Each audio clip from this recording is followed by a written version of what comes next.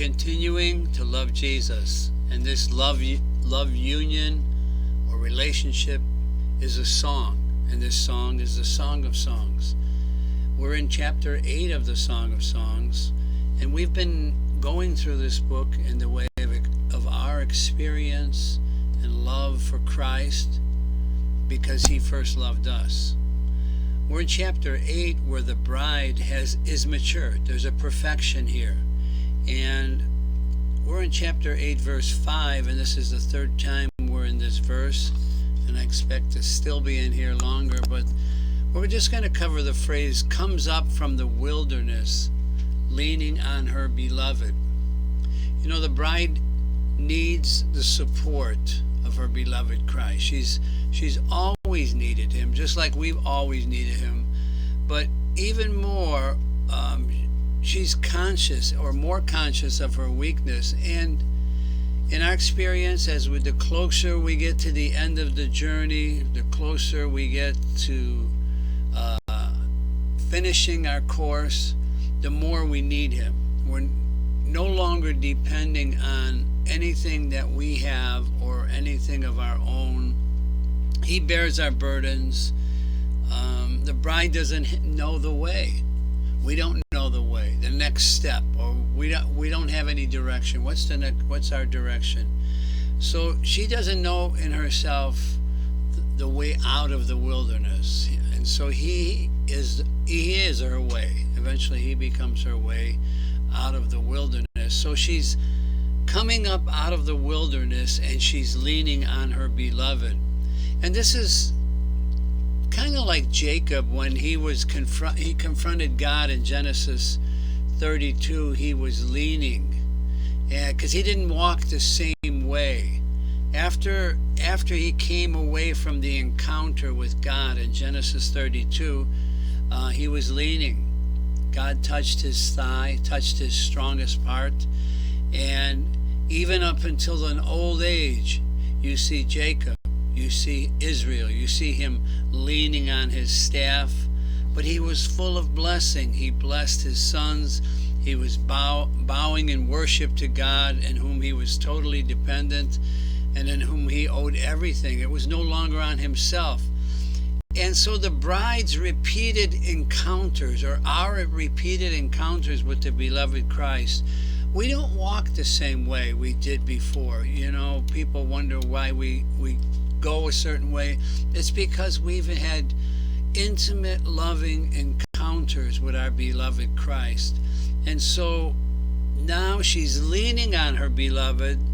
There's a continual, unbroken leaning upon Christ for everything, in every place, at every time. So she's leaning on her beloved. He's the picture of the bride leaning on the beloved is also not only that she's dependent on him, but it really shows Christ is satisfied when we lean on him. When we lean on him, that means he's found and he's gained someone who's totally surrendered in love to him. So she's leaning on him, but he loves it. You know, when we lean on Christ, he really loves it. Don't try to be so strong that you can do everything. Eventually you'll realize, and I'll realize, that we need him.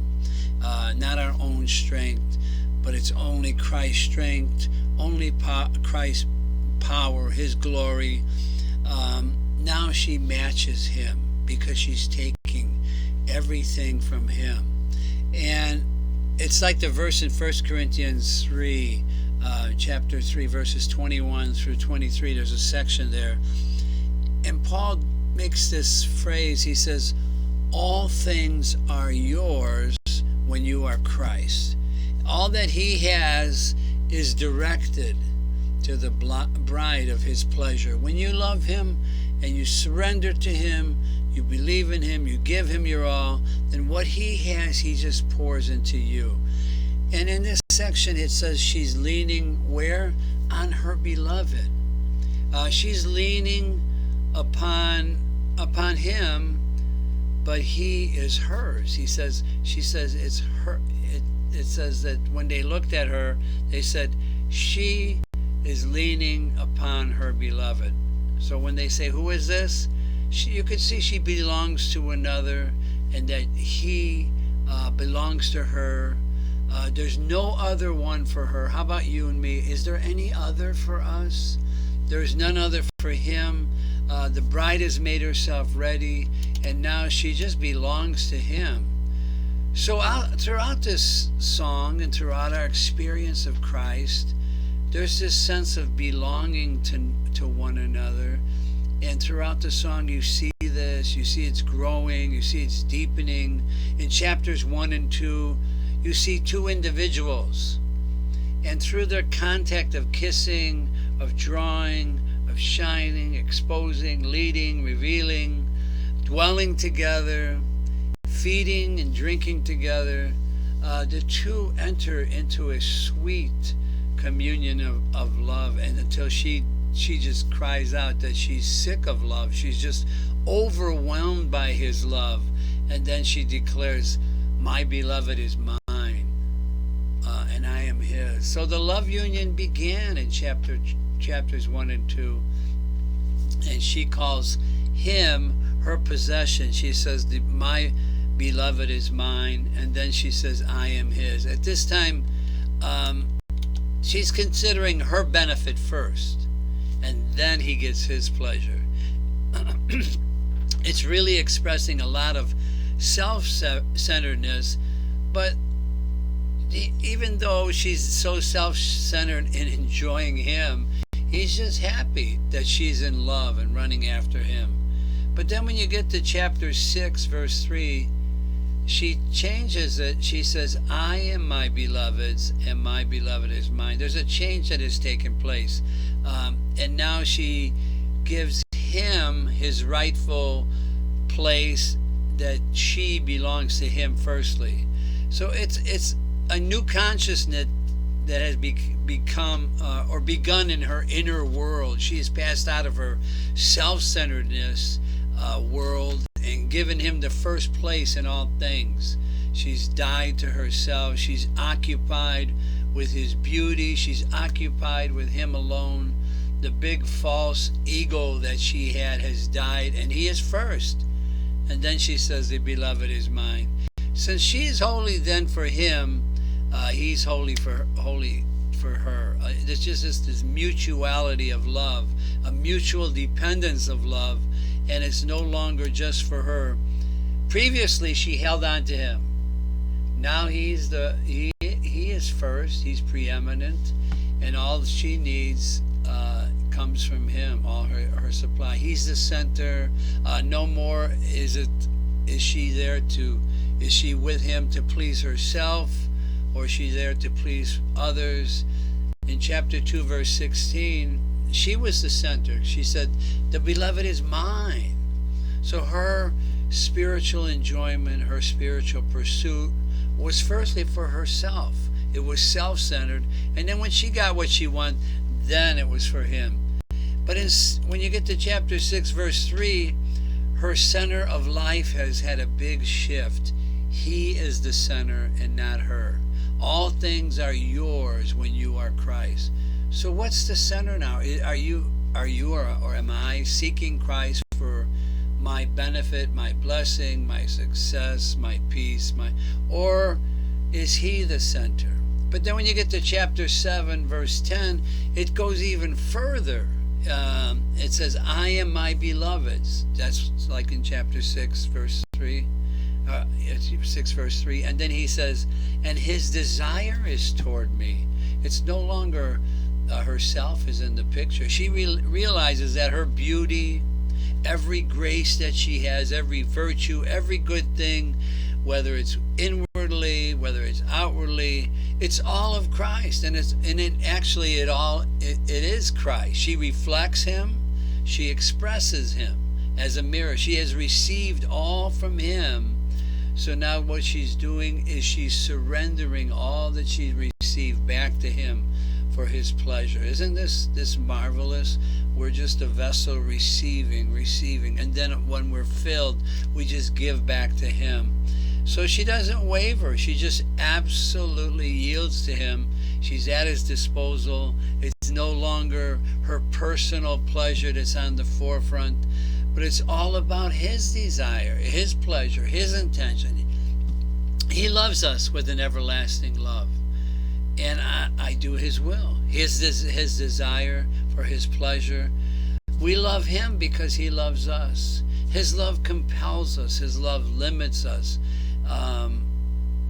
In chapter 1 and 2, there was two individuals, but now the union has become one. There was one who was self-centered. Now she totally depends on him. It's no longer what she wants, but it's him. It's no longer I, but Christ. He and his interest are dominating her heart, her living, her service, in everything. The two have become one. And so he is my beloved. You know, you go through the Song of Songs, or you go through your life, and one thing we do repeatedly is call him the beloved, the one we love. And nearly 25 times in this song, he's referred to by her as my beloved. And then he comes back and he says to her, you're my love. She says, my beloved. He says, my love. His love to us is really an eternal love, but it was really manifested at the cross. His love towards us is realized day by day. She had no love. We have no love to give to him. But day by day, his love visits us. His love draws us. His love fills us. So the love of God has been poured into our hearts through the Holy Spirit. Now, in such a condition, he can say, you are my love, because we're just filled with his love. And she knows that it is only him that is her beloved. He is the source of her love. He is her first love. She is constrained and held by his love. And so she says, he is my beloved. He is her beloved. So in the Song of Songs, you know, she comes up here leaning on her beloved, coming up out of the wilderness. And this wilderness in the Song of Songs is repeated twice, so it's two places. And in our experience of Christ, and our pursuing Christ and loving Christ, there's two places or two experiences. One is where we come out of a wandering, aimless life. We lack spiritual growth. We lack union with Christ.